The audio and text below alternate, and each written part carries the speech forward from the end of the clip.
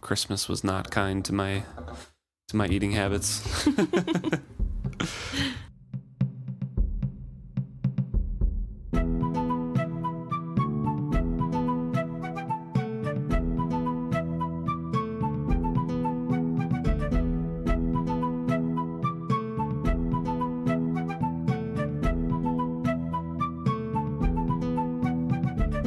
Welcome back to another episode of Is Fitz Happy? I'm Luke. And I'm Emma.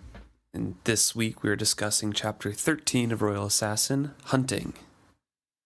The beginning part of this one goes over, once again, the differences in how Galen trained skill users compared to Solicity. Mm-hmm. Basically saying that he beat them down, and then once, they were reduced to a level of cowering survival, the student was susceptible to Galen's invasion of his mind and his enforced acceptance of Galen's skilling techniques. Apparently, he congratulated himself for making reliable skill users with the little talent he was given, but some people have suggested that maybe he ground down strong and powerful skill users into adequate tools. Yeah. On the other hand, Solicity lulled them and used gentle means, and it produced both Verity and Chivalry, who were very strong and also reliable users. It also talks a little bit about how Solicity died before finishing the instruction, the adult instruction for Verity and Chivalry. And also that when Galen was given the official position of Skillmaster, he had not finished his journeyman status. Right.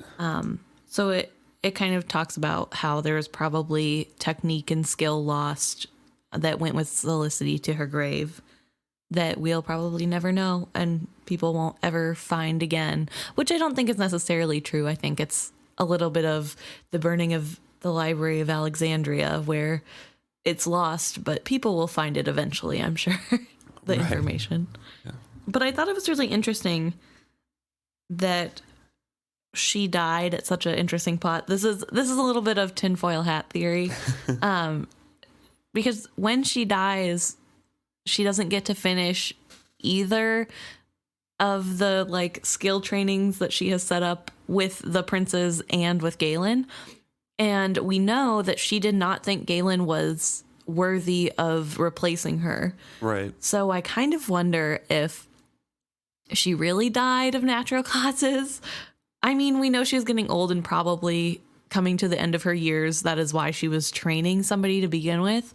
But also, Galen is the son of a very vindictive queen. True. Who would do anything to make sure her sons get ahead in life.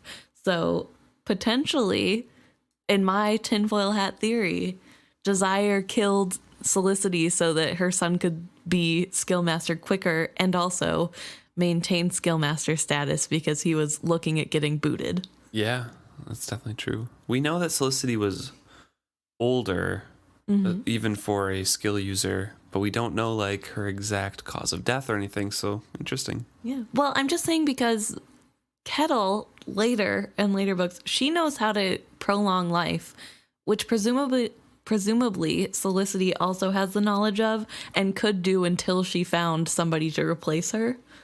I don't know if it's in perpetuity, if they could prolong life forever. Well, not forever, but I don't think Solicity is as old as Kettle, say. Kettle's maybe.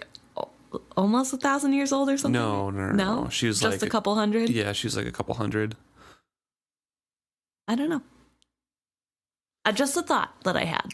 Yeah. It's not necessarily real, but just a fun thought I had while reading that I thought I would share. Yeah, could definitely have happened.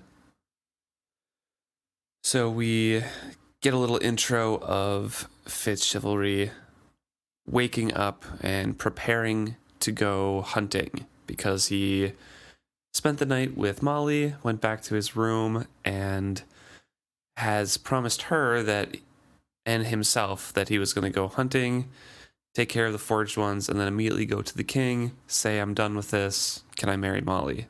Yes. That was like his promise to Molly and what he said that he was going to do. Mm-hmm. And so he is, I mean, that's first and foremost in his mind. He's kind of focusing on Molly.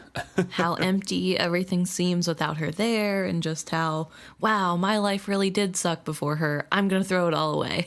Yep. So he is heading toward Verity's tower because Verity told him to go there in the morning.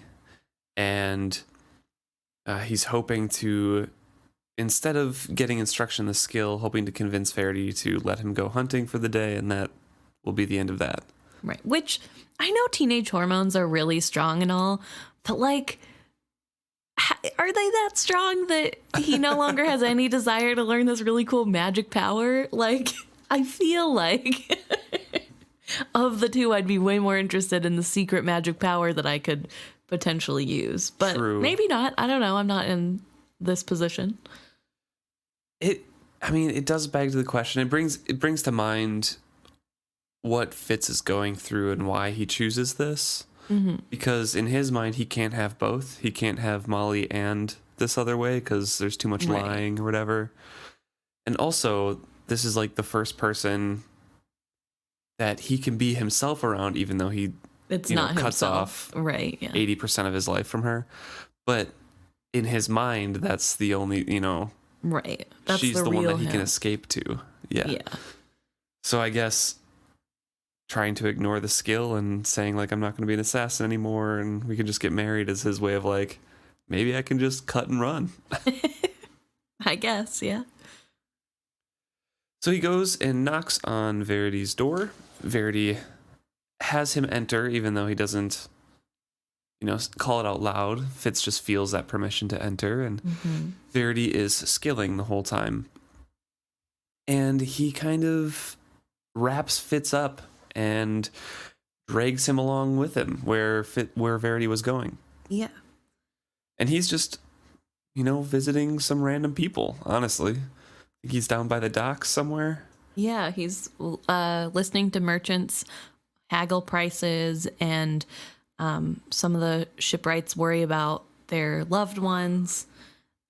So it's just a lot of people talking and thinking, mostly thinking. I think it's mostly in other people's minds that he's going to, is what it seems like. Although I've always pictured it as kind of like bird's eye view of an area. I don't know why. I guess I just assumed it'd be like if he was a bird sitting in an area just watching all the people, and like I pictured it like that too. But through this read through, I noticed that he talks about how he can only hear the thoughts of certain people, and it touches a little bit about how some people aren't affected by skill at all. But through that, it made me wonder if he's going through their eyes and like living a brief moment in each person's life, which would be a little bit different than bird's eye view. So I just thought that was like an interesting picture to paint. Yeah, I don't know. It says like they brushed the thoughts of a merchant captain and things like that. And then skipped from him to a net mender, patching hastily her fid flying, grumbling to herself as the captain railed at her to be faster about her task. So it doesn't really describe a full scene. It just kind of is jumping from one to the next. So it's hard to tell whether you're third person or inside someone's head. I always pictured it as third person too, a bird's eye view with their thoughts. Like you'd be able to pick through their thoughts at the same time. Like they had a thought bubble above their head. Basically. Yeah. I don't know. That's how I pictured it at least, but yeah. I don't know. But then could be. I don't know. I don't know how skill works, so right. I don't know how you would see far away from. I feel like being inside someone's head, it takes a lot more effort and more of a connection and would be more noticeable, or you'd have to spend a lot more effort to do it. So I feel like it would just be the stuff that's right on the tip of the head. View. Yeah. And then like when Verity is turning the red ship captains to the storm or like navigating them away from everything, then it's a lot more focused effort of like diving into their head a little bit more and directing their thoughts. Yeah. Interesting. I don't know.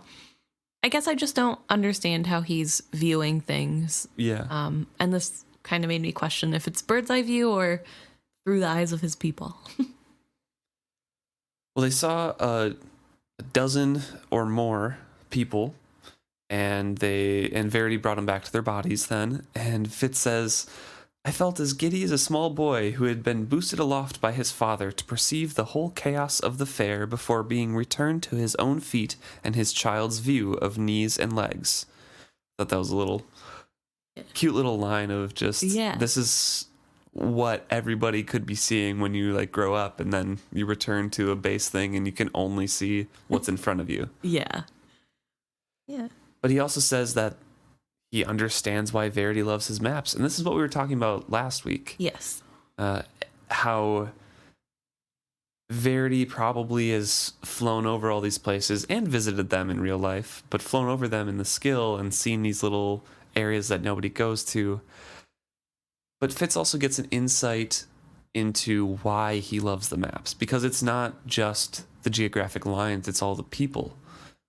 And that Fitz is gaining an appreciation for what Verity feels, that love for the Six Duchies, the people, and how could anybody harm any of these people because they're his.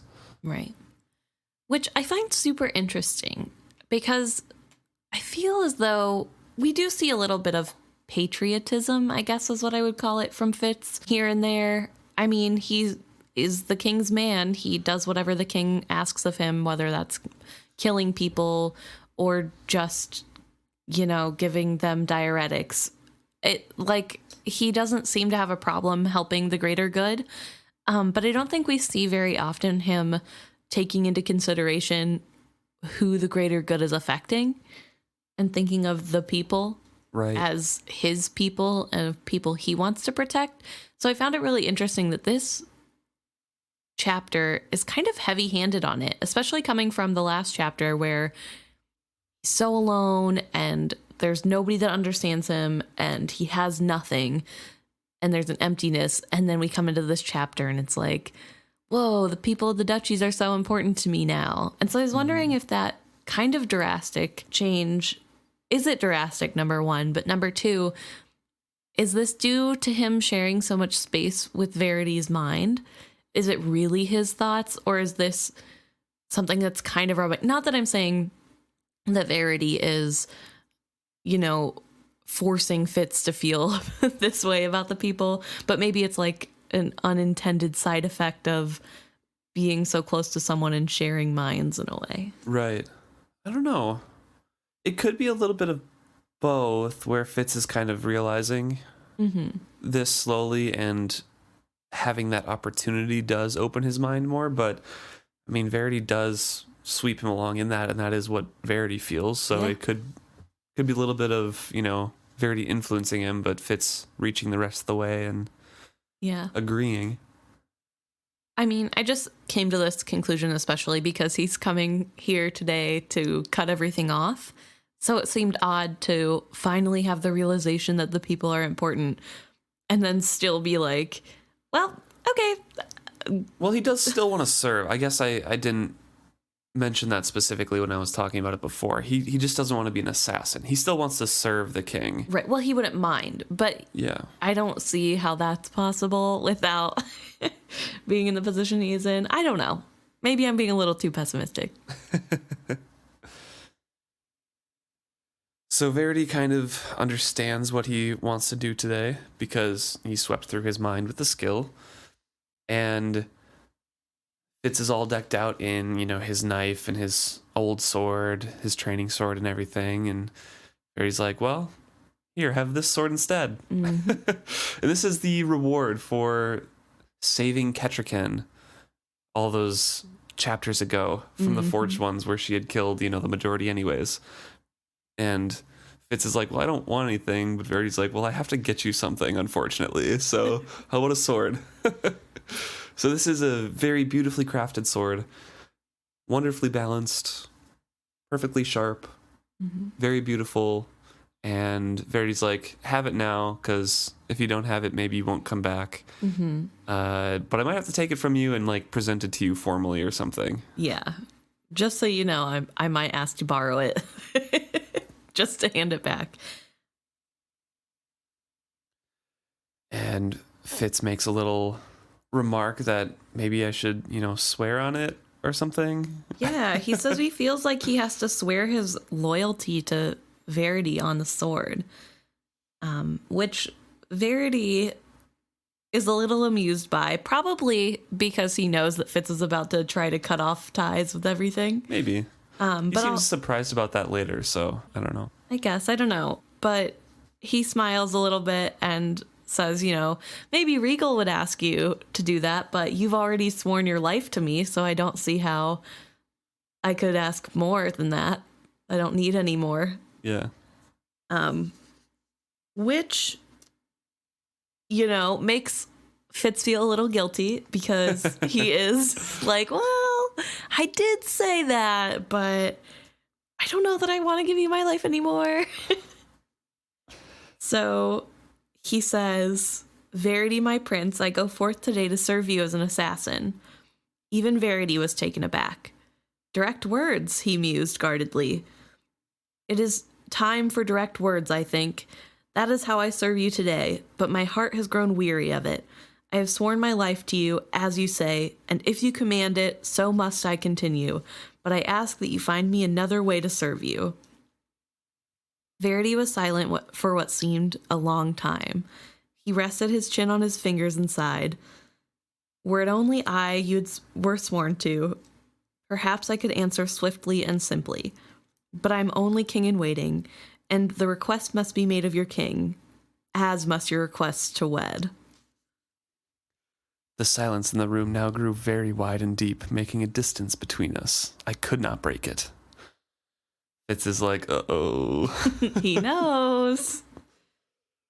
And Verity does say, if you neglect to enclose your mind, you cannot blame others for what you divulge.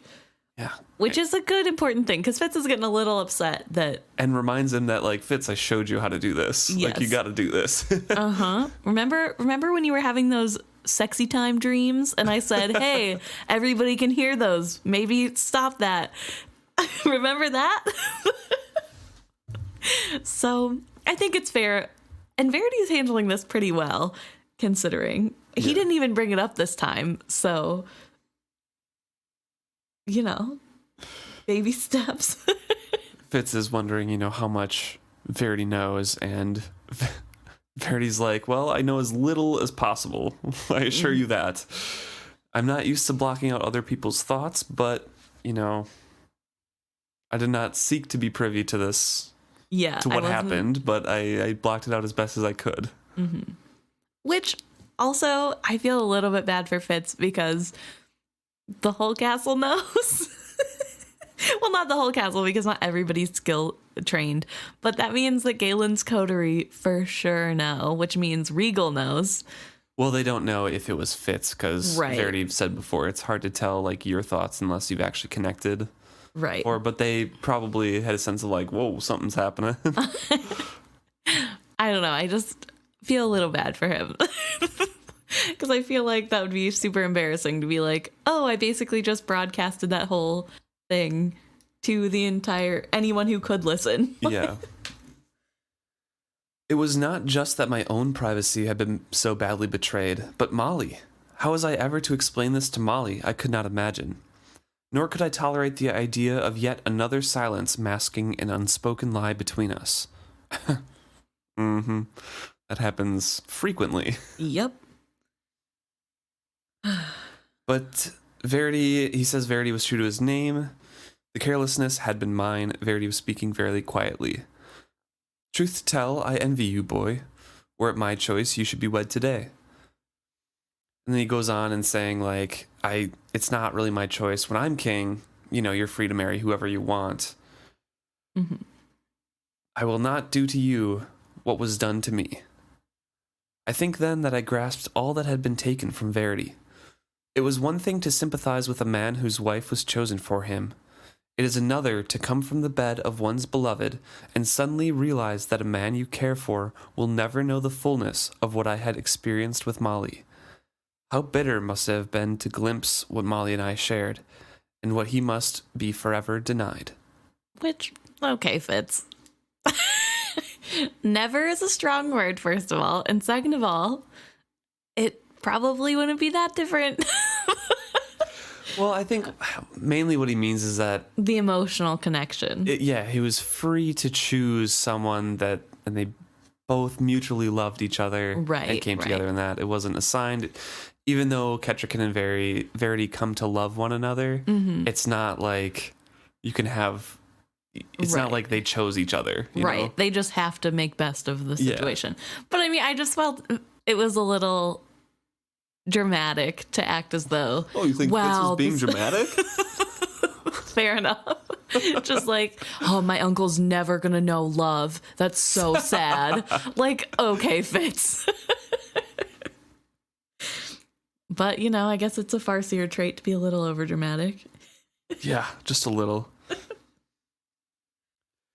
But Verity kind of offers up a little thing to his previous question. There might be something else that you could possibly do. You might not have the time to function as a diplomat, meaning assassin, if you were given other duties more valuable to us.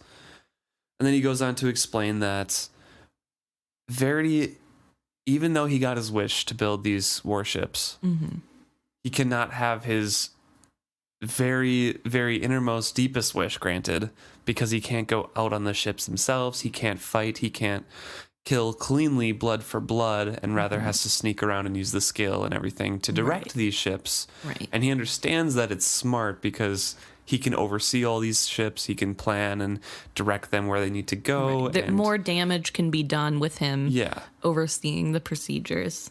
He understands that. However, that means there needs to be somebody on the ships to receive his instructions directly and who can relay that information or gather information and send it back to him.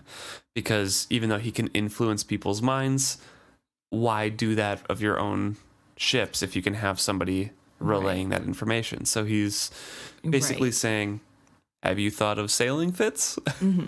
Because then you can fight in my place and I can pass along information to you. Yeah, which is giving him an out. And I think this is a little bit of what his son and Kettricken later strongly believe is the getting rid of and phasing out of the assassin role.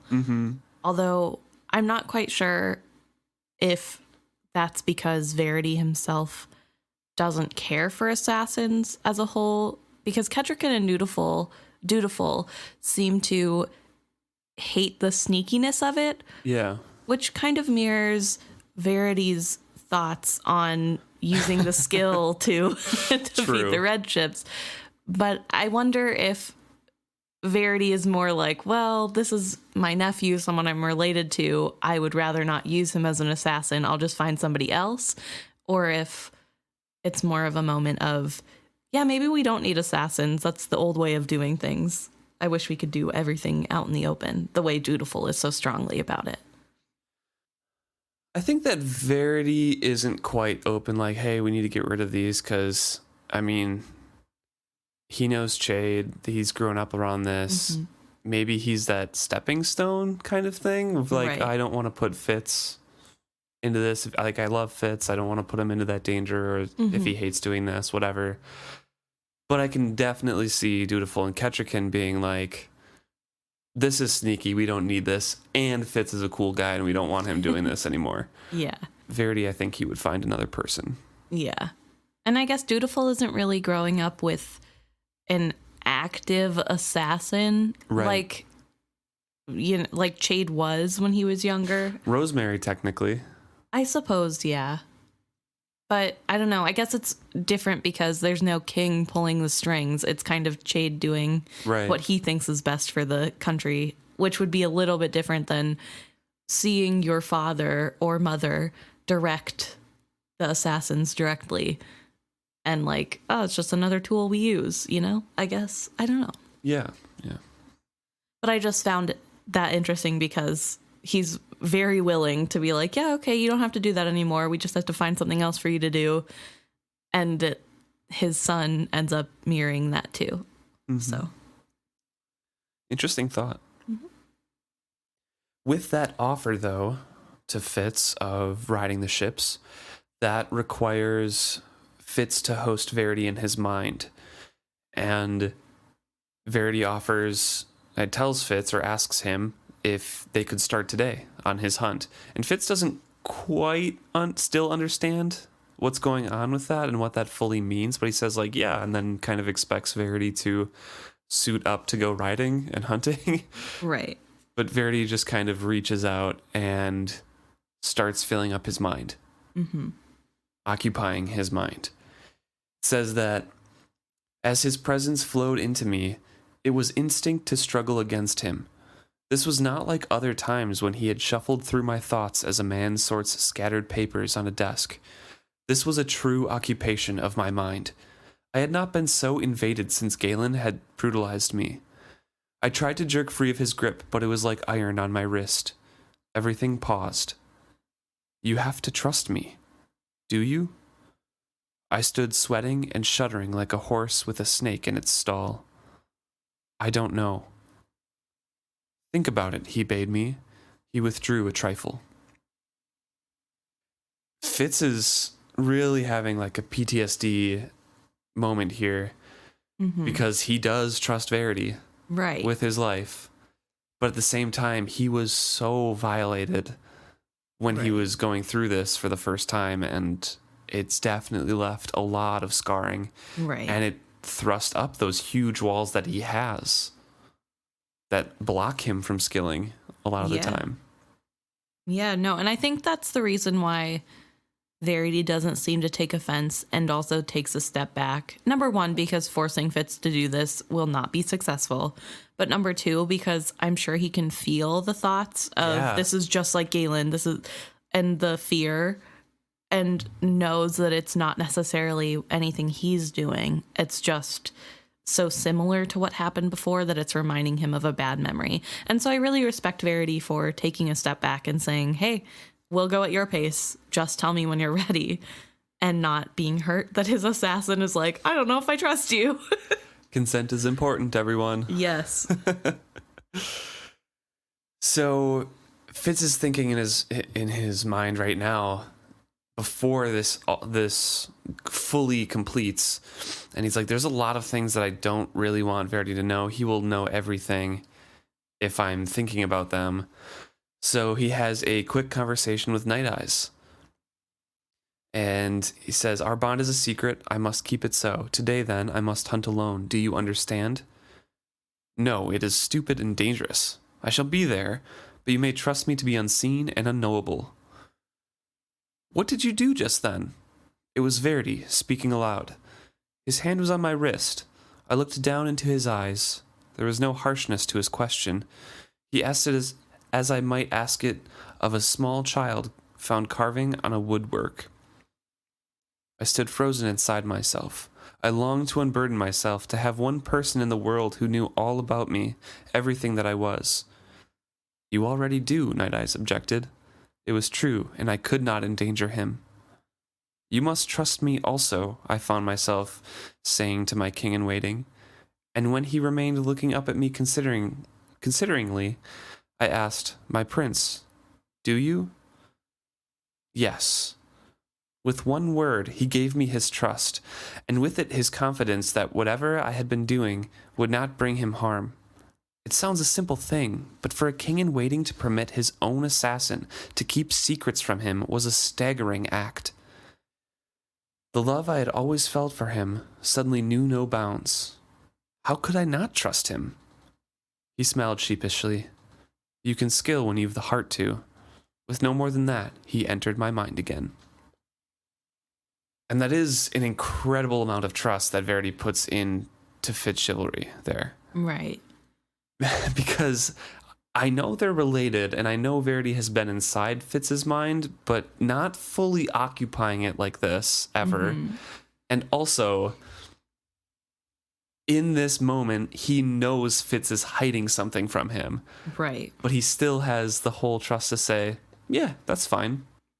I don't know. At first, I was wondering if he assumes that the secret is Molly's identity. Because that would be a simple conclusion to draw. He knows that true. They spent the night together, and he's really worried about her safety and her identity being kept secret, so nobody thinks less of her. But then right before this, he can tell Fitz is doing something with the wit. He doesn't know what it is, and we don't know what that looks like on his end, what changes, but he can sense something happening. Yeah. And so then I'm less likely to believe that he's just assuming it's Molly's identity, and that he maybe knows Fitz is witted, and he knows that the secret is he has a wit companion and knows why Fitz can't tell him, and that's why he's accepting it. Yeah. But I don't know. I lean more towards the Verity knowing that, or suspecting that he has the wit, or some other sort of thing helping him out. But yeah, I don't know. But Verity also says you can skill when you've heart to. After Fitz is thinking, oh my gosh, this act of trust, like how can I not trust him? How can I not love him? Mm-hmm. It's interesting that Verity mentioned that you can skill there, because obviously Fitz did skill as he was thinking that without meaning to, Yeah. and it was powerful enough to affect Verity a bit. Well, to be fair, we did skip a little bit so as not to go too long. Yeah. But what he said in between is about how Shrewd bought his loyalty, and that Verity's simple act of trust was worth way more than anything Shrewd has done up until this point. Yeah. And I'm sure that tells Verity everything he needs to know. Although he says that he trusts him before this. Yeah. Like, he's without hesitation says, yes, I trust you when asked. So I don't know. Interesting. But yeah, Fitz, skilled there. Mm-hmm. Skilled those feelings out and projected them probably across the bond into Verity a bit. Which probably made him feel pretty good about deciding to trust him. But he was thinking about powerful, positive emotions and connecting with another person, and that was able to let his guards down. Just like the beginning intro of this, how, Galen's way of teaching did not help at all, and it blunted a lot of what Fitz could do, put up walls probably around all of his coterie, and lulling those walls down, lulling you into an act of, being open, lets you be able to skill pretty strongly. And obviously, from Verity's reaction, it's like, wow, Yeah. okay. You Right, definitely so got the skill there, yeah. bud. Yeah. So they overlay their senses together. Verity is in Fitz's mind, and he can see himself in a mirror. Well, basically, like a mirror through Fitz's eyes. Except he's looking down, which is the worst angle, Verity. So don't worry. You probably don't look as bad as you think. Although I guess that's how That's actually like a better angle. Well, Fitz is looking down at Verity. yeah, because Fitz is taller than Verity. But I'm saying I don't think so. I think when you look down at an angle, it looks weird. Like, it's different than when you're looking eye to eye with a person. Sure, eye to eye. And I think it's like less flattering of an angle. But I don't know. I guess you look down at me all the time, so maybe it's not. Well, I was just comparing it to looking up at somebody. I Right. think that's a little bit less flattering. But I don't know. I think neither are particularly amazing, but I think like straight on as a mirror is a little bit better. I don't know. Although it would be pretty cool to be able to see yourself in a 3D way instead of just a 2D mirror. that's true. So I don't know.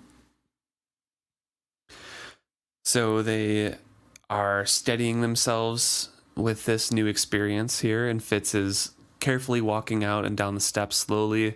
He likens it to carrying a full to the brim glass of wine, And Verity's like, yeah, it's similar to that, except, both this and holding that wine glass are easier if you don't think about it. You just carry it and bring it. So just don't think about it, and it'll be easy. So he goes down to the kitchens and eats a breakfast. Right. And is sitting there and not focusing on it. And Fitz is like, okay, we could maybe do this. This is fine. And then he has a conversation with Cook about where he's going. And Cook's like asking him, where are you going hunting or whatever? And Fitz is like, I'm going to go scout for a boar for Winterfest. And Cook's like, for who? Verity doesn't leave his rooms. Shrewd doesn't eat anything anymore. Regal could, I suppose, if it doesn't muss up his curls. And everyone is laughing and stuff about that. And Fitz is getting angry for Verity, who's in his head. And Verity's like, hey, quit it. It is kind of funny. Don't give us away. I'm not going to make anybody get in trouble from this comment. It'll be as though I'm not here. Which would be like really interesting as a royal, or like imagine you were a celebrity and could ride along and witness some people's remarks about you in a different room. Ooh. I don't know, like, if I would find that funny or not. I feel like the comment about Regal, like, if it was also about my family and it wasn't like super bad, like, I could find a little bit of amusement in it, but I don't know. I don't know if I would feel great knowing that they think I'm just lazy in a tower all day. But it would be good to be like, yeah, Regal he's not great. I don't know. He would mess up his hair. Fitz goes down to the stables, grabs Sooty. Byrrc kind of clears his throat after seeing the leathers and the tooled sheath and fine hilt of the sword, and then stood silent.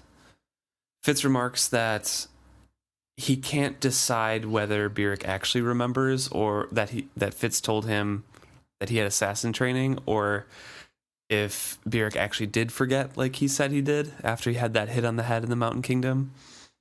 Or maybe that this was Byrrc's way of keeping a secret, that you're guaranteeing that you can't talk about it even if both of you know. Mm-hmm. If Fitz thinks that maybe he doesn't know this secret. Yeah. So it's just that level of, maybe Byrrc does, maybe he doesn't. What do you think? I don't know. I think he does know. I think maybe he doesn't remember fully Fitz explaining it to him. Maybe he does, I don't know. But I also could see, even if he did remember the whole thing, him just deciding to never talk about it again, because Byrrc doesn't really seem to like to talk about hard things. So I think he knows. I'm in the same position as you. I think he knows, but he doesn't recall it from Fitz's conversation with him. Mm-hmm. He just picked up on like hints and maybe like brief mentions or brief flashes of the past. Or even just like subconsciously he remembers, and so he's able to piece it together. Right. But I guess, it's not like he can tell him not to. It's the king's orders, so. Yeah. I don't know. Not much he can do, even if he does remember fully. And before we get into this full next section where Fitz is going out, I do want to give a word of warning to you guys out there listening. This part is basically lifted from a horror book. It does get pretty gruesome, and Emma and I probably will skim over some of the details of the prose, but Robin Hobb is very visceral and, as usual, very descriptive in the things that she does write. So just a warning, there is severe violence coming up ahead. Right, and we'll try not to linger unnecessarily on anything, but it will probably be touched on. Yes. So that being said, Fitz is going about his errand. He's hunting for the forged ones that Night Eyes had seen before yesterday and told him about and showed him the location of. And as he's taking Sooty out of the stables, he's kind of going around thinking about this link with Verity at the same time. that Verity is privy to his internal dialogue, basically. So he's trying to keep Night Eyes out of his mind. He's trying to keep Molly shoved aside. So none of that is in the forefront of what Verity is seeing or reading from Fitz. Right. And on top of that, the further away from the castle Fitz gets, the harder it is to keep hold of Verity with him. He says it goes from the clasp on his arm to a grasping of two hands. So it's something that he has to put more effort into maintaining as well, which, you know, Verity hears the thought of and responds, "Just do, don't think," which super helpful. Thanks, Dad. Like, don't think about it. Just do it. Even breathing becomes a task if you pay attention to every breath. And Verity at this time is in his study just talking with Cherim.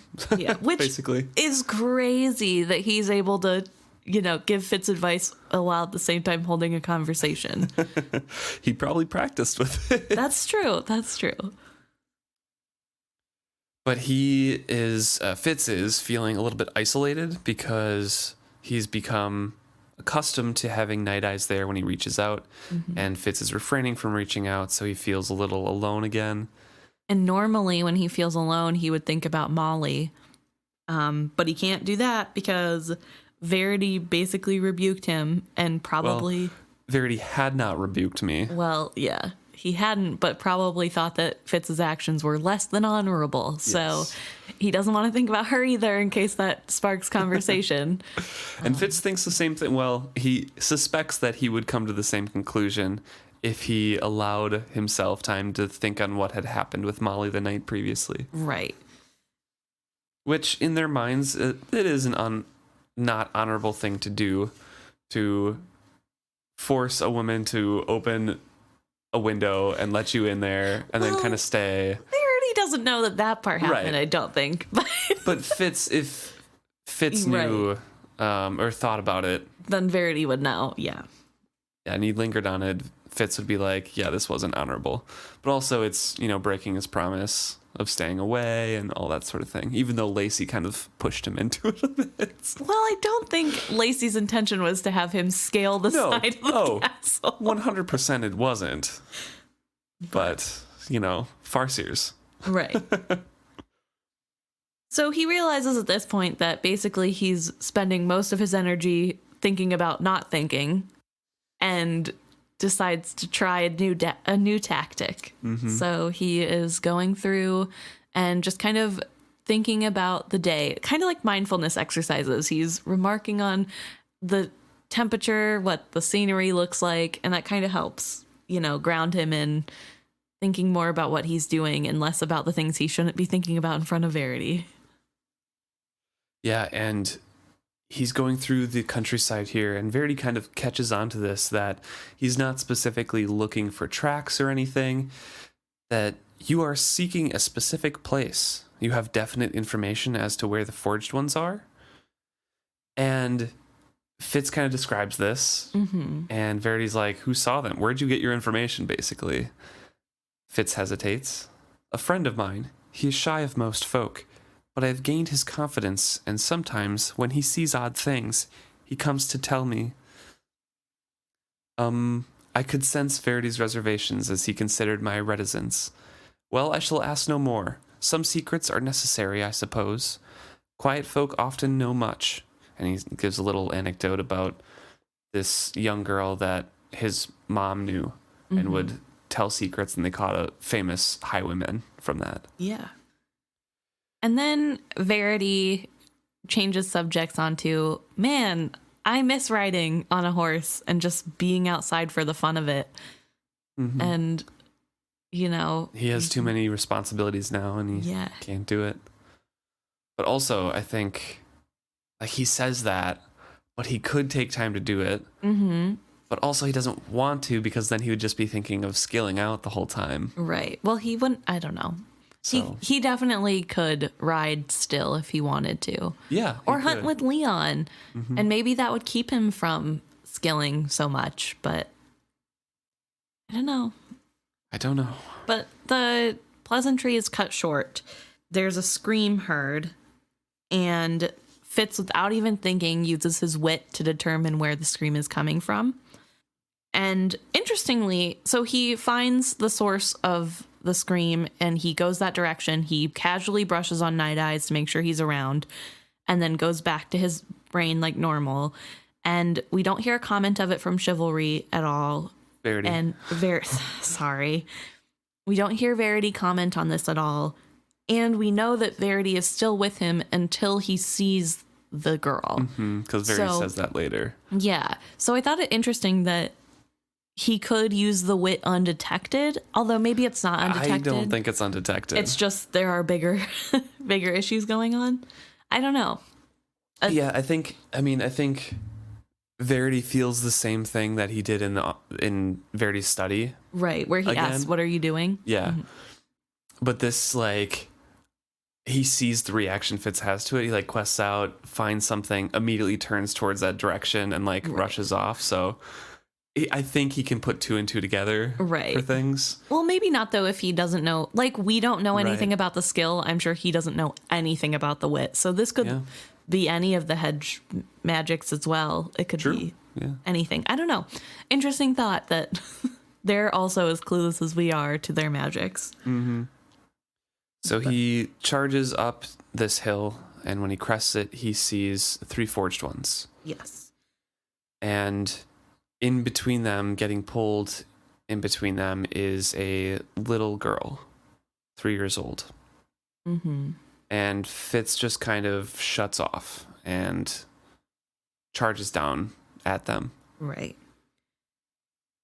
And before he can even get there, right when he sees him, she dies. Right. So she is no longer alive. And these forged ones are being cannibalistic. I'm sure they're hungry and saw her as small prey. It says that they had tried to eat her before she had even died. Mm-hmm. So just a scary thing to accidentally fall upon.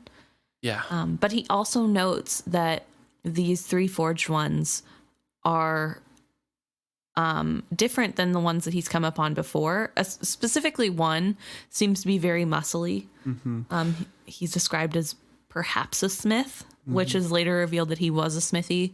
But he just talks about how it's different than before because these forged ones it's more like an animal. It's because they have muscle to sustain them. They can attack living beings and survive it. So these were the 3 that Night Eyes had seen. Yes. And the ones that he did go out planning on killing. Mm-hmm. So he rides down and Night Eyes bursts out, immediately starts attacking one. Fitz kills one with his sword, but the sword's stuck in his spine, so he leaps off to go to the third one. To go to the one that Night Eyes had gone on and stab him with his knife to kill him because the one that Night Eyes had gone on also had a knife and was trying to hurt Night Eyes. Right. And the third, the smith, had run away with the body of the girl. Mm-hmm. So as he's fighting these 2, it's pretty quick. He knows he hasn't fully killed the one, but knows that he is going to die. So he leaves him to chase after the smithy. And Night Eyes goes in front of him and is going really fast. And he remarks on how he wishes he had 4 legs to move on. Yep. Because then he could get there faster. He also talks about how my mind was not working well. I swear that as I raced up that hillside, I somehow thought I could be in time to undo her death and bring her back, to make it have never happened. It was an illogical drive that sped me on. So he's just not even thinking clearly. He's in his mind thinking, I'm just going to save this girl. If I just do it fast enough, I can reverse her death, which is not the case. And this forged one had been smart and got on ahead, but had doubled back on a different path. So Night Eyes didn't get it to him first. Right. Forged one had an element of surprise and dove on Fitz, pinned him to the ground, and started choking him out. Yeah. And he is being attacked by Night Eyes and kind of just hunches his shoulders. Fitz can tell that he's thinking, I'm successfully choking this one. I can deal with the wolf later. Mm-hmm. And Night Eyes switch tactics to a more fierce battle. And also Fitz is able to get a very small breath, so the smith just tries to snap his neck instead. Right. Which it talks about how his old wound and others have opened. Yeah. So it's just blood everywhere. It is a gruesome scene. And Night Eyes, the change tactics, basically starts scraping away at his head. Yes. Instead of being able to get his jaws around the whole thing and end it quickly, he just has to go through the war of attrition, and blood is everywhere, basically. Mm-hmm. And it even says at one point, the pain must have been incredible, but he did not release me. Mm-hmm. Because Fitz has been stabbing his legs and side this whole time, to no avail. He's not flinching. This isn't a human at this point because he's been forged. So we're really seeing what that means. Mm-hmm. He roars with anger. Right. And increased the pressure of choking Fitz earlier when he stabbed him in the thighs, but there's no real relenting. Which begs the question of, can they feel pain? Or is pain an emotion? So it's there and on some level, on like a survival level, but it's not. We've had discussions about this before. I think maybe a few times. And I think I always go back to, I feel like the forged ones remember what should hurt them and what should pain them. Yeah. And whether or not they have time to think on what those feelings should be, they like react, but they're not actually in pain. Right. Just like the previous guy that you mentioned, Fitz left to die because he was going to die eventually. It says, the man fought like a maddened bear, snapping and stabbing at us even after I had opened up his belly. His entrails hung over his belt, and still he came stumbling after us. I could not even take time for the horror I felt. Knowing he would die, I left him, and we plunged on after the one who had fled. So, like, they keep going. They might know that this should hurt, this will kill me eventually, but it doesn't matter to them. Yeah, it's really interesting. Yeah, it's terrifying. So, eventually Fitz is successful. Surprise. Yeah. And Night Eyes. Yes. And Fitz tries to wipe his hands to clean them. And it says, but nothing could ever cleanse them. So we kind of see a little bit of his just horror at what had happened. Yeah. This was a gruesome fight. He says at one point that he thinks that the death fury of some legends might have come over him to keep himself alive, and that's how he survived.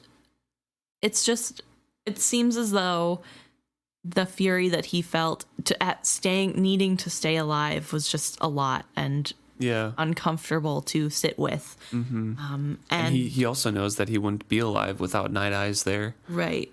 If it was just him, he wouldn't still be alive. Then he sees the girl. When he sees her, he says, I think that's when I realized I was too late. And it had been too late from the instant I had spotted them. And he weeps uncontrollably in this moment. He holds the girl and is just crying. And he's having such a powerful emotion in this moment. He even shuts Night Eyes out. Without really knowing it. Yeah, and he can't bring himself to open that back up to even Night Eyes. He's just really suffering from this, which I find interesting. I'm not trying to be heartless, because I understand that this is horrible and such a horrible scene to come upon, let alone battle through. But I just found it, I was wondering about why he has such a strong reaction to this child. Does this make it real to him, the people that he's helping? Because earlier in the chapter, we see him say, you know, that all these people of the duchy, they're like fine gems. And that I can see why Verity does what he does. It's for the people. It's not about the maps. It's the people within the maps. And so I wonder if seeing this person that he couldn't help makes him really think about everything else. I don't know. It's just such a strong reaction, and it's a very sad moment. Yeah. Night Eyes runs off when they hear hoofbeats, and Fitz kind of gets to his feet and holds the baby still, the girl. And he sees Burek, Verity, Blade, half a dozen others, plus a woman. And she rushes on ahead and runs to Fitz, but obviously realizes something's wrong. He remembers her scream even later, because it cuts to sitting back at the keep where a healer is and Burek are dressing Fitz's wounds. Yeah. Well, it says that her grief broke over him like a wave, sweeping my walls away and carrying me under with her. Because he is witted, he can feel, and I'm sure he's already feeling that emotion, so it wouldn't be that hard for someone. And losing a child must be an insurmountable amount of grief. So, of course, that's going to be hard to step back from anyway.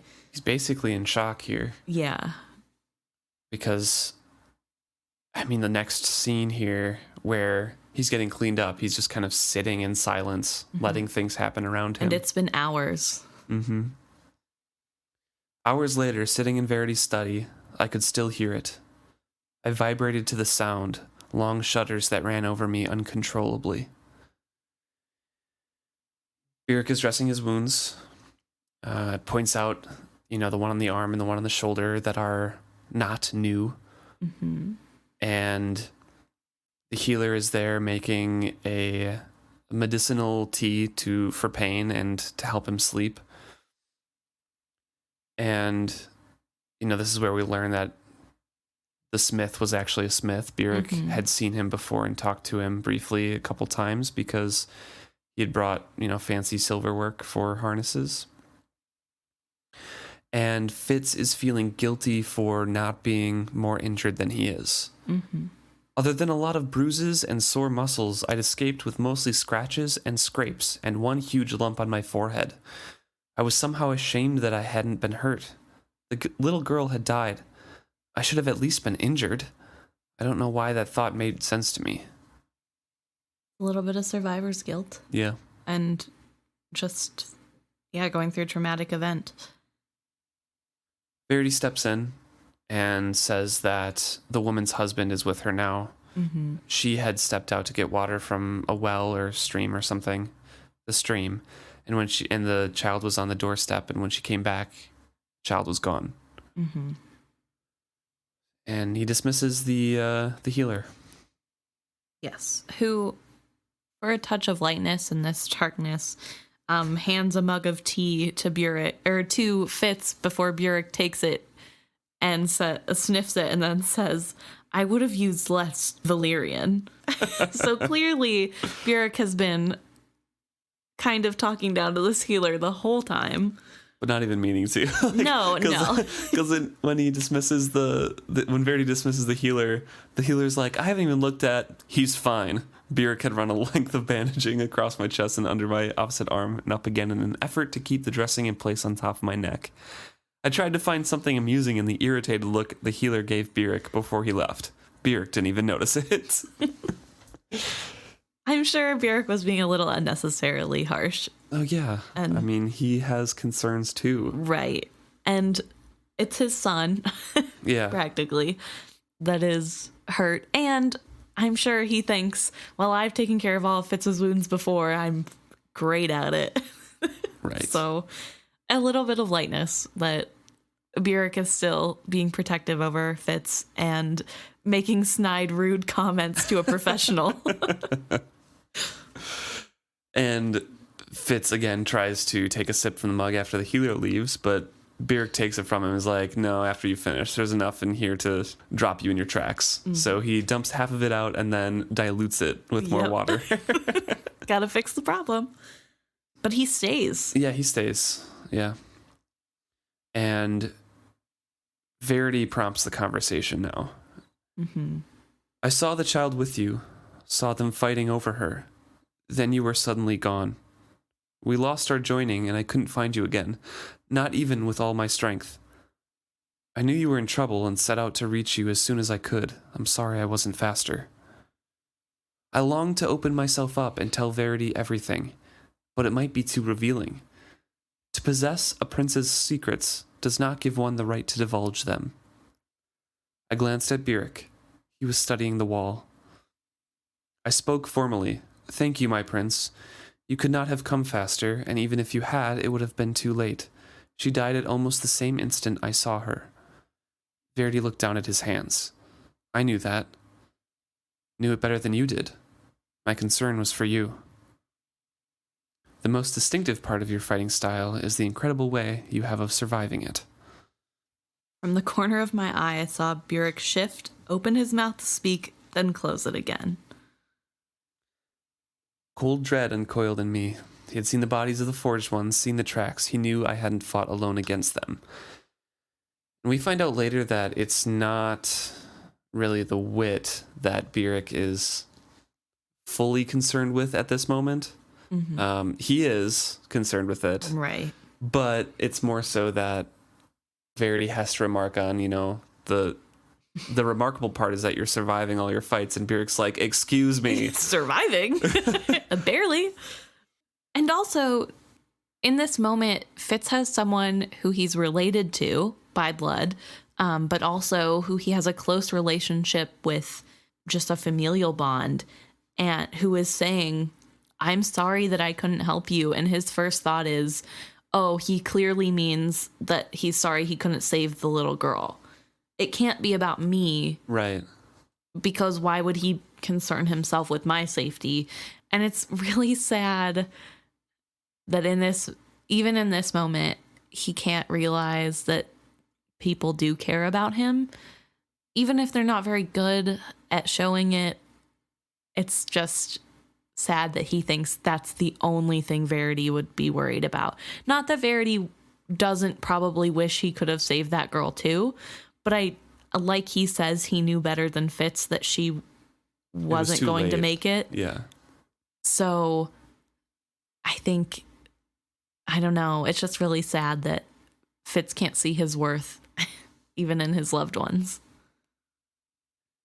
So Fitz goes back to apologizing to Verity because he's lost in thought about, oh my gosh, Byrrc is going to reveal the wit, and I'm going to lose him and Verity because the wit is reviled and I'll be shunned or whatever.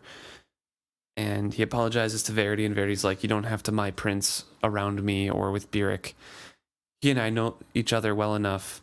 He did not my prince, my brother, at moments like this. Recall that he was king's man to my brother. Chivalry drew on his strength, and oft times not gently. I am sure Byrrc knows that I have used you likewise, and knows also that I rode with your eyes today, at least as far as the top of that ridge. I looked to Byrrc, who nodded slowly. Neither of us was certain why he was being included here.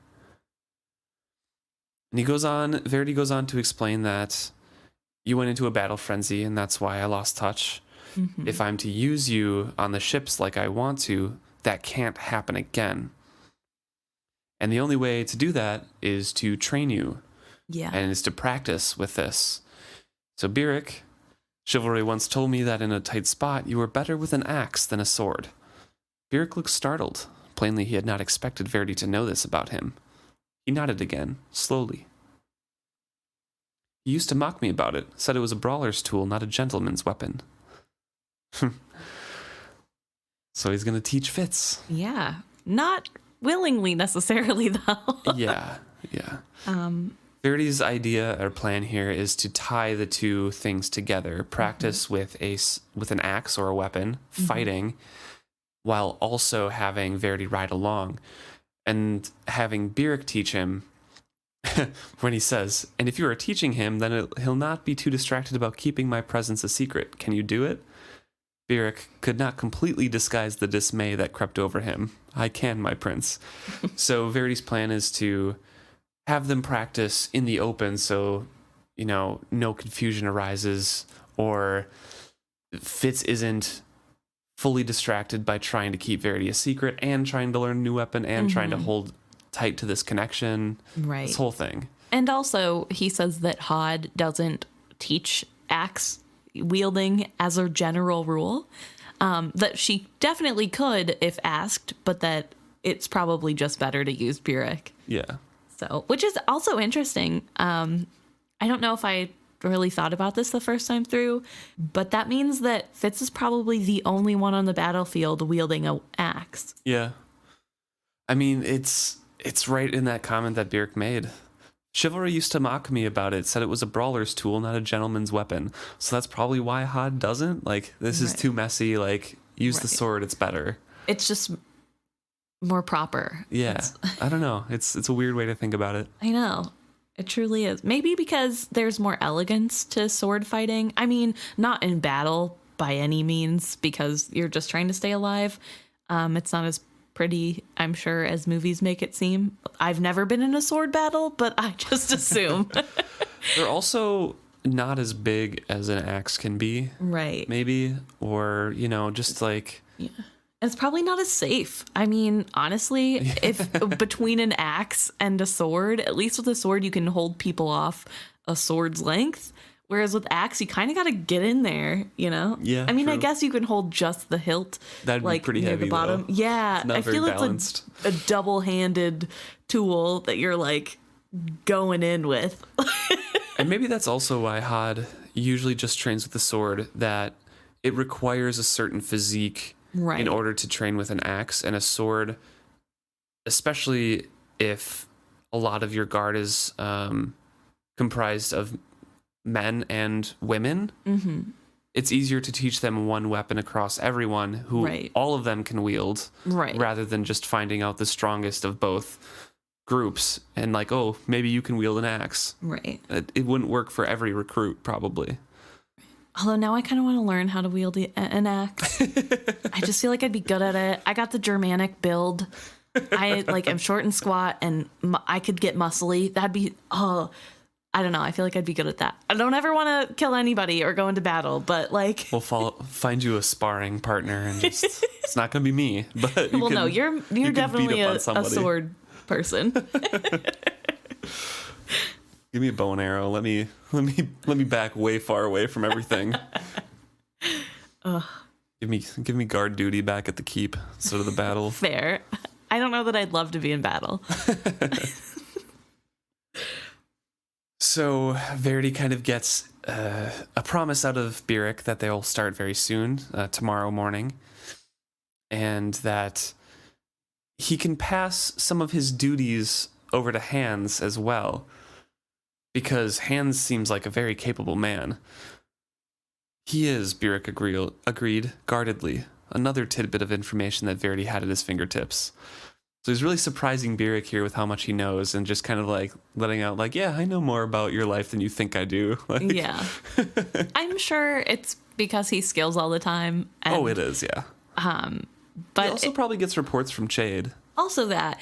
But it's just interesting that, I don't know, somebody who is so close to the King in Waiting's brother is surprised that the brother knows anything at all.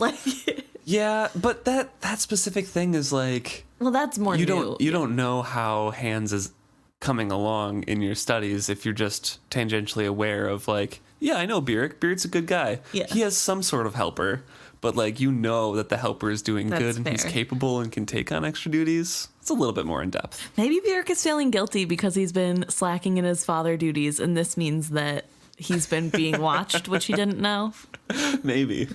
I don't know. Maybe he doesn't feel guilty. It's Beric. He probably feels guilty. That's fair. But Beric does have something to say. Yeah. Verity ends this with, "Does anyone have any difficulties with any of this? I saw the question as a polite closing." "Sir?" Beric asked. His deep voice had gone very soft and uncertain. If I may, I do not intend to question my prince's judgment, but I held my breath. Here it came, the wit. Speak it out, Byrrc. I thought I had made it clear that my princing was to be suspended here. What worries you?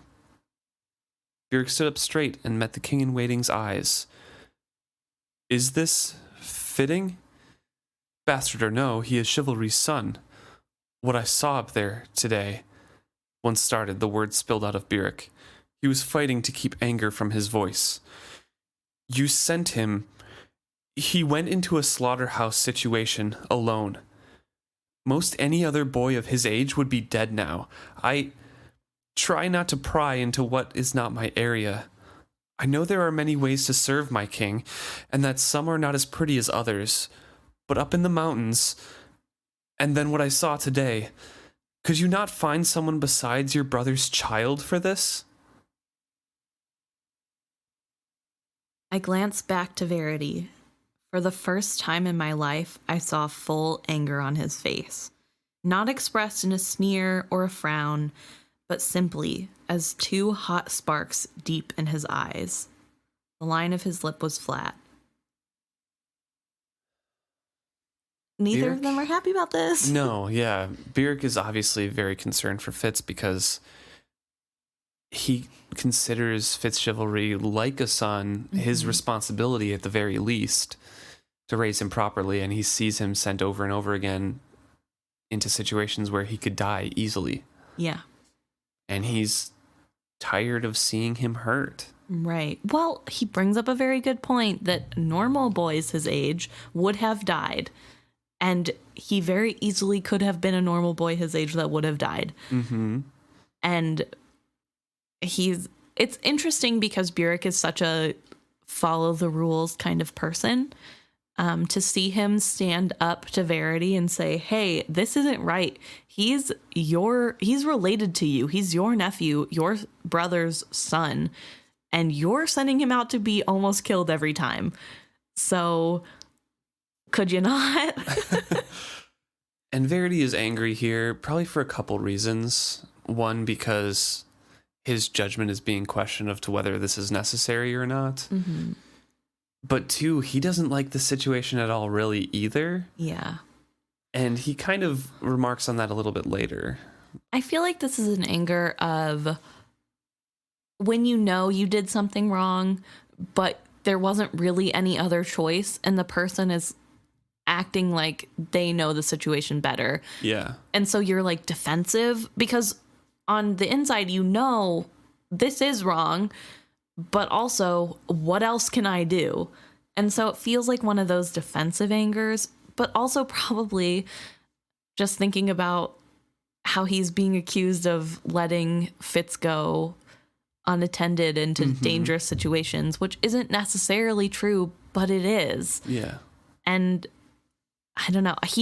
Neither of them knew it would end like this today, but it was still a choice he made to send a 15-year-old boy after unknown forged ones, which they didn't know how strong they would be, but still, I don't know. Look again, Byrrc. That's no child sitting there. And think again. I did not send him alone. I went with him into a situation that we expected to be a stalk and a hunt, not a direct confrontation. It didn't turn out that way. But he survived it, as he survived similar things before, and likely will again.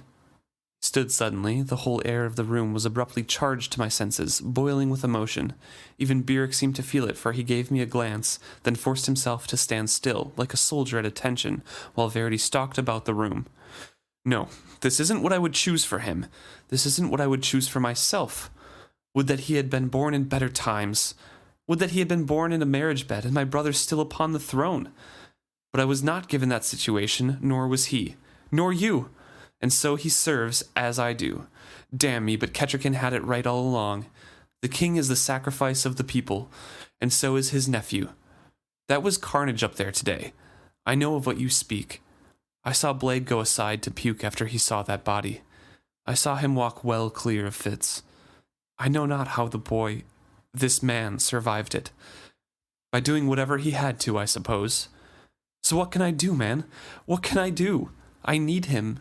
I need him for this ugly, secret battling, for he is the only one equipped and trained to do it. Just as my father sets me in that tower and bids me burn my mind out with sneaking, filthy killing.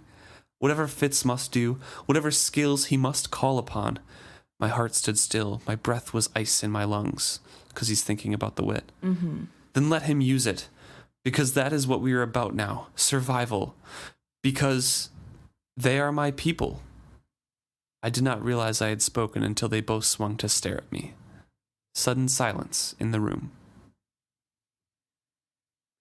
So Verity is pretty upset. He has been mad this whole time. He's been frustrated throughout the whole war. He doesn't want to be doing what he's doing.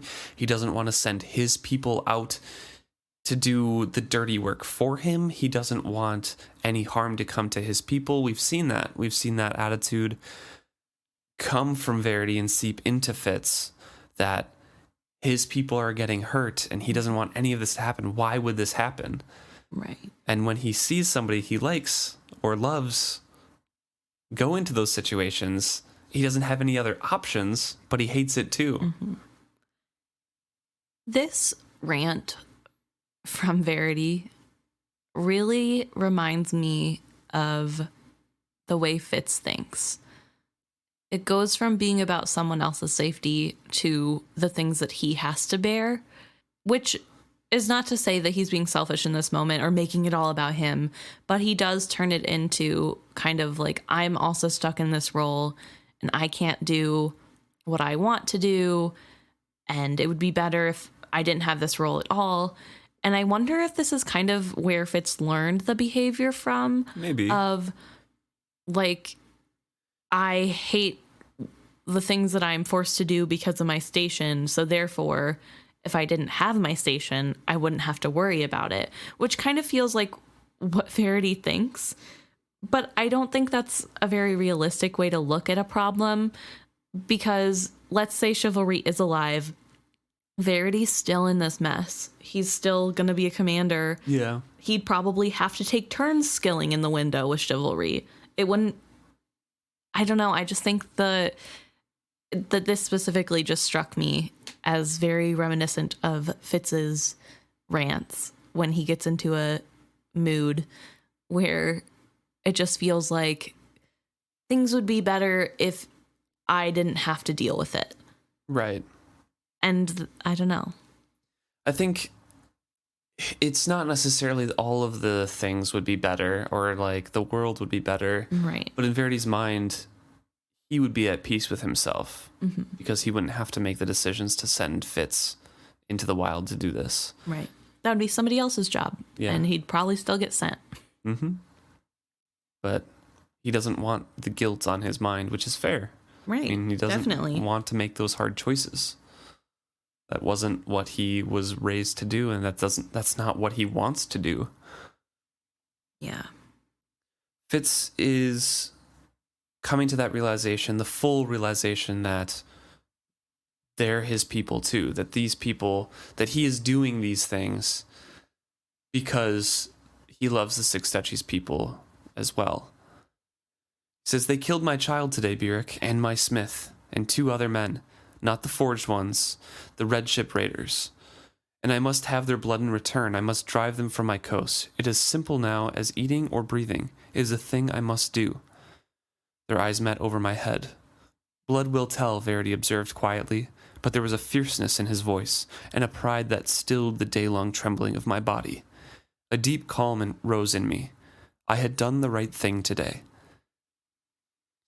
Fitz had spoken a little bit before that about how Chade had told him once upon a time that eventually he would understand something. The Six Duchies were his people and that it was in his blood to care for them. And Fitz found that was correct, that he was right. Yeah. I do want to again point out that I think, to me personally, in my opinion, this is kind of abrupt. This is a very big 180 from what he was feeling before of It's just the six duchies, and I can walk away from it. It doesn't matter what happens to them as long as I'm free. And now we're seeing this fierce loyalty and, again, I'll say patriotism towards his country and saying, like, I need to protect them. It's my duty as a Farseer.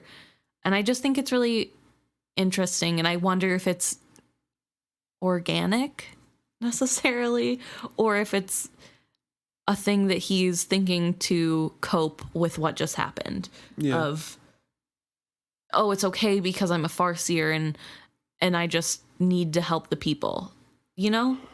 I don't know. That's not to say that anything that he's doing is necessarily bad or that it's wrong that he thinks that the Six Duchies people are important to him. I'm glad that he, as someone who could potentially be a ruler, feels that way about his people. It just feels to me kind of like this chapter came out of nowhere with that feeling, because it doesn't feel like we have a ton of hints about him feeling this way leading up to this chapter. Yeah. It's kind of wrapping up here where Fitz turns to Beric, and Beric's giving him an appraising look.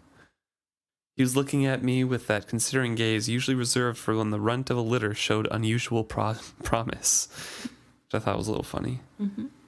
But he agrees to teach him, and he tells Fitz to wash up, and we are again reminded where this scene is in context of. Because at the end it says, the scented water in Verity's basin was dark with the smith's blood when I was through. They've come from a very gruesome scene and from a very harrowing experience, but it ends with a note of, we're going to get through this and do everything that we can to fix this issue. So the chapter kind of ends on a hopeful note almost. I don't really want to say this chapter is not positive in any way, but it kind of ends with the potential for it to change for the better. There's a little bit of positivity in the beginning in knowing that true. If Verity makes it to kingship, Fitz will be allowed to marry whoever he wants. So, I mean, can we say it's positivity if we've all read the series before? Fair. You know? Well, I mean, if we're taking this chapter as a whole and only looking at this chapter, I think it's fair to call it a positive note in this chapter. Knowing what we know is a different story. Which doesn't make it less positive. It means that Verity was a good person. Right. Thanks so much for listening. We enjoy hearing from you guys, so please reach out on social media, isfitzhappy, or email us at isfitzhappy@gmail.com. Let us know if any of your opinions differ from ours. We are by no means right 100% of the time, although I'd like to think a small percentage of the time we are. So, but we'd like to hear your guys' thoughts on the matters too.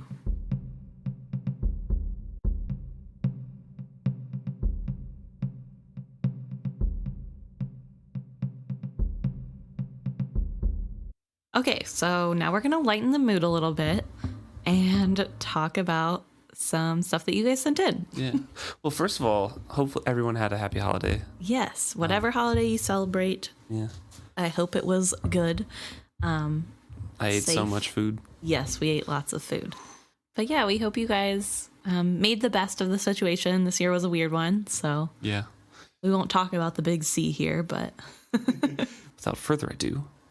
We'll start with an Instagram message we received from Aunt the Peckish Chef. This is more of a general thing about the books, not necessarily about any specific chapter. But they wrote in to say that they find it a little funny that a literal plot line in the story also kind of serves as the overall theme of the story if viewed from the villain's perspective. So chivalry is dead. It's always being discussed by the characters. Mm-hmm. The man chivalry has died, but so has chivalry. Actual chivalry. Yeah, I don't. It's not the the action. but just chivalry in general has died. And we see that with the increase of wars, with regals pitting witted people against each other. Ideology? Yes. I guess, of Chivalry's chivalry? a ideology. Yeah, I suppose. I don't know. But yeah, so it was just a very funny comment that it's both a theme and a plot line. Yeah. That chivalry is dead. We see you, Robin Hobb. We see you. A very clever way. The whole reason that she chose to give Yes. people names that were words. The whole reason, for sure. The only one. So thank you, Aunt. We also got a really interesting email. So this was from Grace. I want to say thank you, Grace. They are a doctor. So they let us know that it is not that weird for a mother and a child to die of fever. And this is specifically talking about Shrewd's first wife, Queen Constance, how she died in childbirth or shortly after childbirth with what was going to be Chivalry and Verity's sister. Yes. So we got to learn, and we're going to share with you The more you know. That a certain proportion of us, being humans, carry a bacteria in the birth canal that can infect the baby during birth. And it's also quite common for parts of the placenta to be left behind in the womb and become infected after birth, if not fully removed. Nowadays, most women are tested for the former during pregnancy, and if positive, are given antibiotics during labor, which is why you don't hear about it, except for the rare, sad cases where people decline antibiotics. But modern medicine has basically taken care of this. Yeah. And it is a real thing. So maybe I'm just being too harsh, and she was not poisoned. It was just a very sad... sad occasion. Yeah. Sad thing that happened. Yeah. Thank you for telling us about that. It's awesome to know that there's an actual, reason and historical scientific fact behind the plot device in a fantasy book. Yeah. I love seeing those connections of like what the author must have researched or known. Yeah, just going cool. in. It's very cool. And also cool that we have a doctor that listens to us, though. So thank you for everything that you're doing currently. Yep. Any other doctors listening, thank you as well. Yes. Doctors, nurses, anyone. Yeah, very cool. Thank you for sharing that with us. And lastly, we had one thing on Facebook. We got rickrolled. So yes. Thank you so much for sending that playlist in of just a bunch of different Never Gonna Give You Ups in different forms. A couple karaoke versions. There was a bardcore version, which if you haven't looked up bardcore, it's very interesting genre of music where they take modern-ish or well-known hits and turn it into like medieval music. It's cool. So thank you for that laugh. We got a kick out of that one. It was super good. I am personally a huge fan of rickrolling. Honestly, it's a great song. So it is a great song. It's super good. But also, I just think in general, it's funny. I never grew out of the phase that everyone else did of stopping rickrolling. I don't know. I still find whenever I see those pranks done to people, I still find them very funny. So I very much appreciated being rickrolled. All right, everyone, stay safe out there with the worsening weather. I know we have some listeners in Australia, and it's pretty much getting into summer there. So enjoy your nice weather while it is getting freezing. Other side of the world. Yeah. We are currently in a blizzard, so... Stay safe out there, stay warm, or stay cool, depending on your weather. Thanks for listening, and we'll catch you next time.